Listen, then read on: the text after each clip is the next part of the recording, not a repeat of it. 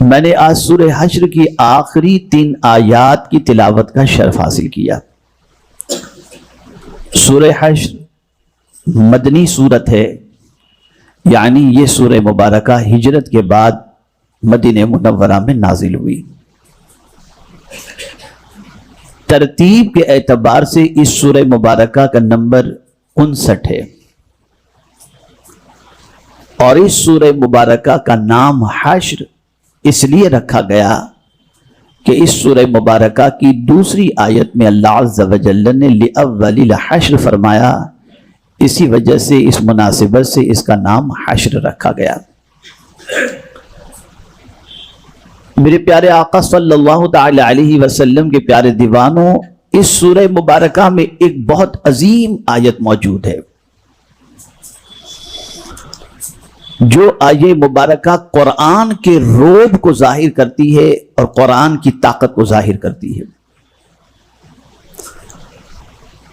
امت مسلمہ کے سلسلے میں بڑے افسوس کے ساتھ مجھے کہنا پڑتا ہے کہ ایک عظیم نسخہ کیمیا اللہ کے رسول صلی اللہ علیہ وسلم نے ہمیں عطا فرمایا، اور ہمارا حال یہ ہے کہ اس نسخہ کیمیا سے ہمارا تعلق نہ کے برابر ہے، اور وہ نسخہ کیمیا ہے قرآن مقدس۔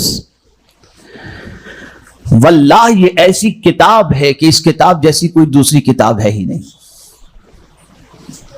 بہت سارے یہاں پر اس وقت آرٹیفیشل انٹیلیجنس اور آئی ٹی کی فیلڈ کے ماہرین موجود ہوں گے، اور اب تو حال یہ ہے کہ جو بھی پوچھنا ہو چیٹ جی پی ٹی سے پوچھ لو، آپ کو جواب مل جائے گا، اور بہت سارے ماڈرن لوگ تو اسی کے ذریعے اپنے مسئلوں کا حل تلاش کرتے ہیں۔ میرا چیلنج ہے آپ کو، جہاں بہت ساری چیزوں کے جواب چیٹ جی پی ٹی دیتا ہے، وہیں چیٹ جی پی ٹی سے ایک سوال یہ بھی کر لو کہ بھئی قرآن جیسی کوئی دوسری آیت ہے؟ اگر ہو تو پیش کرو، پھر چیٹ جی پی ٹی کا جو جواب آئے اس جواب سے کم از کم آپ سمجھ لینا کہ قرآن کتنی عظمت والی کتاب ہے۔ اس کتاب جیسی کوئی کتاب نہیں، اور یہ کتاب اللہ عز و جل نے حفاظت کا ذمہ لے کر اپنے محبوب صلی اللہ علیہ وسلم کی امت پر بہت بڑا احسان فرمایا کہ امت کبھی بھی بھٹکنے نہ پائے، اس کتاب سے اسے راستہ ملتا چلا جائے۔ لیکن یہ قوم ہے، باباؤں کے دیے ہوئے وظیفے تو پڑھنا ہے، لیکن اللہ کی دی ہوئی کتاب نہیں پڑھنا۔ کسی قوم سے پوچھ لیجئے کہ آپ کو اگر کوئی بابا دے دے کہ صبح 1 گھنٹے تک یہ پڑھنا ہے، جس سر جھما کر کے پڑھتا رہے گا، ٹھیک ہے، لیکن جس قرآن کی تلاوت کے حوالے سے اللہ نے خود حضور صلی اللہ علیہ وسلم سے فرمایا اتلو ما اوحی، میرے محبوب اس چیز کی تلاوت کرو جو میں نے تم کو وحی نازل فرمائی، جس کی میں نے تم پر وحی کی۔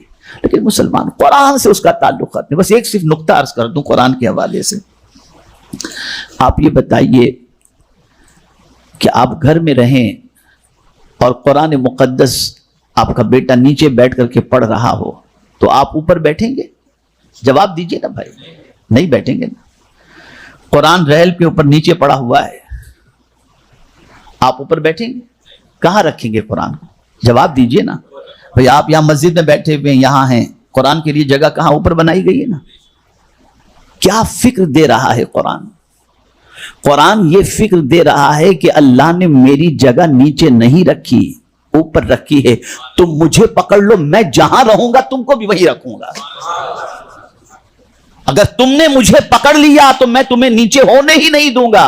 ہم نے یہ فلسفہ سمجھا ہی نہیں، ہم قرآن چھوڑ کر اوپر جانا چاہتے ہیں۔ خدا کی قسم نہیں جا سکتے، نہیں جا سکتے آپ، یہ کتاب ہی تمہیں اوپر لے کر کے جائے گی۔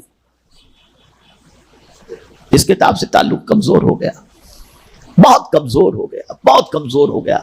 بلکہ معذرت کے ساتھ عرض کروں گا، اتنے بڑے مجمع کے اندر اگر میں کہوں قرآن صحیح طور پر پڑھنے والے کتنے، ارے بہت سے لوگ تو ایسے ہوں گے جو سورہ فاتحہ بھی صحیح نہیں پڑھ سکتے۔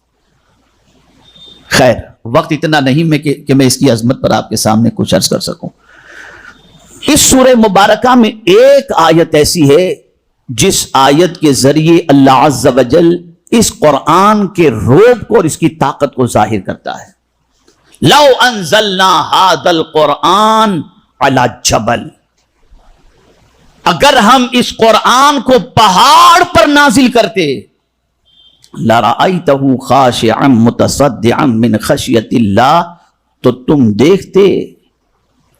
دیکھتے کہ یہ قرآن کی وجہ سے پہاڑ جو ہے نا، یہ قرآن کی نزول کے بوجھ کو برداشت نہیں کر سکتا اور نہ کر سکتا، اور تم دیکھتے کہ یہ پہاڑ ریزہ ریزہ خشیت ربانی کی وجہ سے ہو جاتا. یعنی اتنی طاقتور ہے یہ کتاب کہ پہاڑ جیسا طاقتور بھی اس کتاب کے بوجھ کو برداشت نہیں کر سکتا. یہ اتنی طاقت والی کتاب ہے. یہ آیت کریمہ اس سورہ مبارکہ میں سورہ حشر کے اندر موجود ہے. اور قرآن کا روب کل بھی تھا اور آج بھی ہے. دنیا اسی قرآن سے منحرف کرنے کی کوشش کر رہی ہے، رابطہ ختم کرانے کی کوشش کر رہی ہے، اور قوم نے کر بھی لیا. یہ گانے، یہ غزلیں، یہ ساری چیزیں، یہ میوزک، یہ ڈھول باجے پٹاخے، یہ ساری چیزیں کیا ہیں؟ یہ سب قرآن سے تعلق کمزور کرنے کے لیے، تاکہ قرآن کی آواز سننے میں نہ پہنچے اور قرآن مقدس کو سننے کا جذبہ بھی نہ رہے. اب آئیے میں آپ کو سورہ حشر کی آخری 3 آیتوں کے بارے میں بتاؤں. سورہ حشر، اس کی آخری 3 آیتیں بڑی عظمت والی ہیں. اس کی عظمت کا اندازہ بھلا کون لگا سکتا ہے؟ ان 3 آیتوں میں اللہ عز و جل کے 21 اسماء مبارکہ کا ذکر ہے. اس کے 21 نام آئے. یوں اللہ عز و جل کے 3000 نام ہے. ویسے 99 نام مشہور ہیں، مفسرین نے 3000 نام کا بھی ذکر فرمایا ہے. اور فرمایا جو کہتا ہے نا، جو پڑھتا ہے بسم اللہ الرحمن الرحیم، اس میں اللہ کے 3 نام ہیں، اللہ، رحمان الرحیم. اگر کسی نے بسم اللہ پڑھ لی تو اللہ تعالیٰ اسے 3000 ناموں کا ثواب عطا فرما دیتا ہے. اور اتنے نام کیوں ہیں اللہ عز و جل کے؟ تو یہ اس کی مختلف صفتوں کے ذکر کے لیے. اور بعض روایتوں میں 99 نام ہے، اور جو شخص اللہ کے 99 نام یاد کر لے اللہ تعالیٰ اس کے لیے جنت واجب قرار دے دیتا ہے. ان 99 میں سے بھی اور 3000 میں سے بھی اللہ نے 21 ناموں کو منتخب کیا سورہ حشر کی آخری آیات کے اندر.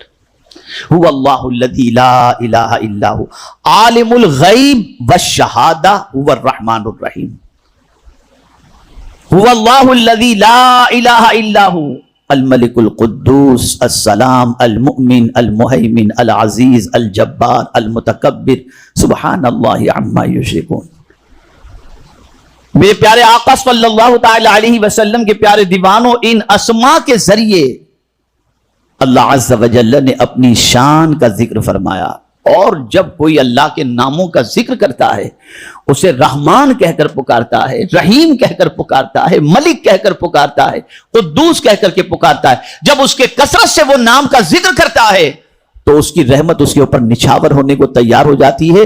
بلکہ یہاں تک کہ فتوح الغیب میں سیدنا غوث الثقلین رضی اللہ تعالی عنہ فرماتے ہیں، جو چاہے کہ اللہ اسے اپنے قرب کی دولت عطا کر دے، اپنے سے قریب کر دے، اسے چاہیے کہ وہ سورہ حشر کی آخری 3 آیتوں کی تلاوت کرے. یہی تلاوت،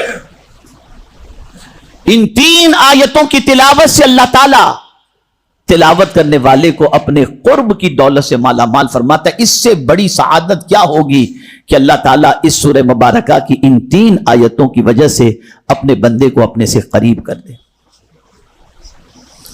اور پھر حضرت معقل ابن یسار رضی اللہ تعالی عنہ سے روایت ہے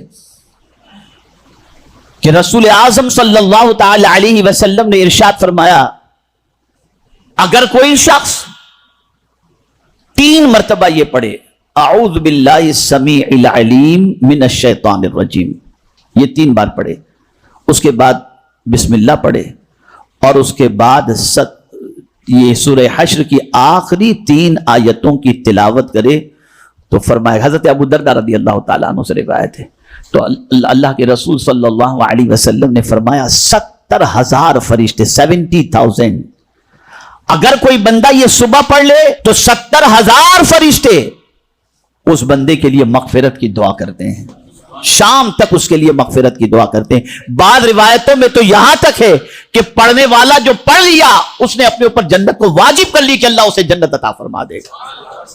اور بعض روایتوں میں یہاں تک ہے کہ جس نے اس سورہ مبارکہ کی آخری 3 آیتوں کی تلاوت کر لی صبح کے وقت تو شام تک 70,000 فرشتے اس کی حفاظت کرتے ہیں، اور اگر شام کو پڑھ لے، رات کو پڑھ لے تو صبح تک اللہ کے معصوم فرشتے 70,000 اس کی حفاظت کرتے ہیں۔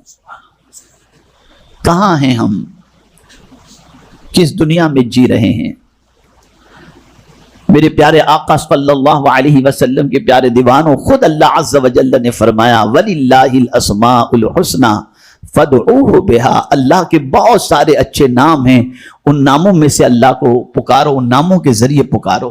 میں ایک بات آپ سے عرض کروں، میں نے کل رات بھی کہا تھا، اور کل رات کی گفتگو تھوڑا سن لیجئے گا دعا کی طاقت کے بارے میں۔ ہم اپنے دکھ، اپنی تکلیف، اپنی پریشانی ایک ایک انسان کے دروازے پہ جا کے بیان کرتے ہیں۔ ہمیں اگر کوئی تکلیف ہے تو شاید دنیا کا کوئی انسان ایسا ہو جسے پتہ ہی نہ ہو کہ ہم کس تکلیف میں ہیں، اور پھر جا کر کیا کرتے ہیں، بیٹھ کے صرف 1-2 منٹ مجھے یہ تکلیف ہے، اتنا تو نہیں کہتے یار کیا بتاؤں کتنا زمانہ ہو گیا پریشانی جاتی نہیں ہے، اور اتنی دیر تک اس سے اپنی تکلیف بیان کرتے ہیں جس کی کوئی انتہا نہیں۔ پھر وہاں سے کچھ ہم کو ریسپانس نہیں ملا تو دوسرے کے پاس پہنچے، جہاں کسی سے سمپتھی کی امید ملی اور لگا کہ یہاں کام کچھ اپنا بن جائے گا، پہنچ گئے وہاں پر، اور گھنٹوں بیٹھ کر کے ہم اس کے پاس اپنے دکھڑے روتے ہیں، اپنے دکھ سناتے ہیں۔ ٹھیک ہے اسباب اختیار کرنا چاہیے، لیکن حدیث شریف کے اندر ہے کہ کس سے اپنا ذکر کرو، اپنا دکھ کس کو سناؤ، اور اپنی حاجتوں کو کس کے سامنے پیش کرو۔ آقا کریم صلی اللہ علیہ وسلم نے فرمایا اطلب الحوائج الی ذوی الرحمہ او الی ذوی الوجہ، سرکار صلی اللہ علیہ وسلم فرماتے ہیں اپنی حاجتوں کو نورانی چہرے والوں کے سامنے پیش کرو۔ تو یہ ہے موجود، لیکن عرض کرنے کا منشا یہ ہے کہ کہیں کوئی نہ ملتا ہو اور دل کا بوجھ ہلکا کرنا ہے، کہاں جا کر کریں؟ تو میں آپ سے ایک چیز عرض کروں، جتنی دیر لوگوں کے پاس بیٹھ کر کے آدھے آدھے گھنٹے تک تم اپنے دکھ اس کو سناتے ہو، وہ بیچارہ خود دکھیا رہا ہے، وہ آپ کو کہہ دے گا یار تمہیں میں کیا بتاؤں، مجھے بھی یہ پریشانی لاحق ہے، تو آپ کا تو معاملہ ہی ختم ہو گیا۔ تو پھر کیا کریں؟ آپ وضو کریں، مسجد میں چلے جائیں، 2 رکعت نماز پڑھیں، اور پھر اپنے رب سے اپنے دکھ کو پیش کریں۔ آپ اس کی بارگاہ میں اپنی پریشانی کا ذکر کریں۔ یاد رکھیں دنیا کا انسان اگر آپ کی پریشانی کو دور کرے گا، زندگی بھر اپنے احسان کے تلے دبائے رکھے گا، لیکن میرے کریم کی شان یہ ہے کہ وہ دکھ دور کر کے احسان نہیں جتائے گا، بلکہ فرمائے گا تو نے مجھ سے مانگا، تو نے مانگنے کی وجہ سے مجھ سے تیری مراد ہی نہیں تجھے پوری کی جائے گی، بلکہ جا مجھ سے مانگنے کی وجہ سے میں تجھے عزت بھی عطا کر دوں گا، عزت بھی عطا کر دوں گا۔ میرا بہت مشہور جملہ ہوا ہے جو میں آج آپ کی سماعتوں کے حوالے کر دوں، لوگوں سے کم بولو، اللہ سے زیادہ بولو، اللہ سے زیادہ بولو۔ لیکن اللہ سے زیادہ بول بیچارے امام صاحب بھی ربنا آتنا کہتے ہیں تو آدمی دیکھتا ہے لائٹ، گھڑی، موبائل، یہ حال ہے۔ جو سب مصیبتوں کو دور کرنے والا ہے اس سے مانگنے کا وقت نہیں ہے، اور جس کی بارگاہ میں مانگنے سے اللہ عزت عطا کرتا ہے اس رب کی بارگاہ سے مانگنے کے لیے بندہ تیار نہیں۔ وہ خود فرماتا ہے ادعوا ربکم، تمہارے رب سے دعا کرو، یہ تمہارا رب ہے، اتنا طاقتور ہے کہ سورہ حشر کی آیت میں ملک بادشاہ ہے، ساری کائنات کا وہ بادشاہ ہے، سب اس کے قبضے قدرت کے اندر ہے، ایک چیز ادھر سے ادھر نہیں ہو سکتی۔ جسے عزت چاہیے وہ بھی اللہ دے گا، جسے قدرت چاہیے، طاقت چاہیے وہ بھی اللہ عز و جل عطا فرمائے گا، اور جسے روزی چاہیے وہ بھی اللہ عز و جل عطا فرمائے گا۔ ہمارا حال برا ہے۔ آپ یہ نہ سوچیے گا کہ میں بزرگوں کے آستانے پہ جانے سے روک رہا ہوں، بزرگوں کی بارگاہ میں جاتے اس لیے ہیں کہ وہ اللہ کے مقرب ہیں، ان کے وسیلے سے مانگیں گے تو اللہ تعالیٰ ان کے صدقے میں عطا فرمائے گا۔ اسی لیے اعلیٰ حضرت نے لکھا ہے کہ ہندوستان میں جس جگہ پر یعنی بہت ساری جگہیں جہاں اللہ نے دعاؤں کو قبول رکھا ہے، گھڑیاں ہیں ایسی جیسے جمعہ ہے، جمعہ کے وقت اللہ تعالیٰ عصر سے مغرب کے درمیان کے وقت کی دعا کو قبول کرتا ہے. تو اللہ نے موقع رکھے ہیں، ساعتیں رکھی ہیں، ایسے جگہیں رکھی ہیں جہاں پر بندہ دعا کرے تو اللہ دعا قبول کرتا ہے. جیسے آپ اگر عمرہ کے لیے گئے تو مقام مستجاب جو ہے، اس مقام مستجاب کے حوالے سے فرمایا گیا وہاں اگر کوئی دعا کرے تو 70,000 فرشتے اس دعا پر آمین کہتے ہیں. تو ایسی جگہ رکھی گئی ہیں. تو اعلیٰ حضرت نے اسی طرح سے ایک جگہ کو مینشن کیا، فرماتے ہیں کہ خواجہ صاحب کی بارگاہ میں بھی اگر کوئی پہنچ کر کے اللہ سے دعا کرے تو ان کے صدقے میں اللہ دعا کو قبول فرماتا ہے. باپ کی دعا کے حوالے سے فرمایا کہ باپ کی دعا اولاد کے حق میں وہ مقام رکھتی ہے جو نبی کی دعا اپنی امت کے حق میں مقام رکھتی ہے. یہ سب دعائیں. تو عرض کرنے کا منشا یہ ہے، سورہ حشر کی 3 آیتوں کو یاد کر لو، آخری 3 آیتوں. جسے خدا سے قریب ہونا ہے وہ اس کا ورد کرے، جو چاہے کہ 70,000 فرشتے اس کو پروٹیکشن پرووائڈ کریں اور اس کے لیے مغفرت کی دعا کریں، اسے چاہیے کہ وہ اس سورہ مبارکہ کی آخری 3 آیتوں کو یعنی سورہ حشر کی صبح پڑھ لے یا شام کو پڑھ لے. اور پھر یہی نہیں، یہ 3 آیتیں وہ ہیں کہ اس کے پڑھنے والے پر اللہ جنت کو واجب قرار دیتا ہے. تو میرے پیارے آقا صلی اللہ علیہ وسلم کے پیارے دیوانوں، میری گزارش ہے کہ ان 3 آیتوں کو یاد کر کے پڑھنے کا طریقہ یہ ہے کہ 3 مرتبہ اعوذ باللہ السمیع العلیم من الشیطان الرجیم یہ 3 بار پڑھیں، پھر بسم اللہ پڑھیں اور آخری 3 آیتوں کو سورہ حشر کی آپ یاد کر لیں اور اس کو پڑھ لیں. جب تک یاد نہ ہو روزانہ پڑھنے کی 3 آیتوں کو پڑھنے میں 3 منٹ بھی نہیں لگتے. اگر قرآن پڑھنے آتے 3 منٹ بھی نہیں لگتے. لیکن جو کچھ حضور نے فرما دیا وہ حق ہے، انشاءاللہ ویسا ہی ہوگا. اللہ تعالی ہم سب پر کرم فرمائے.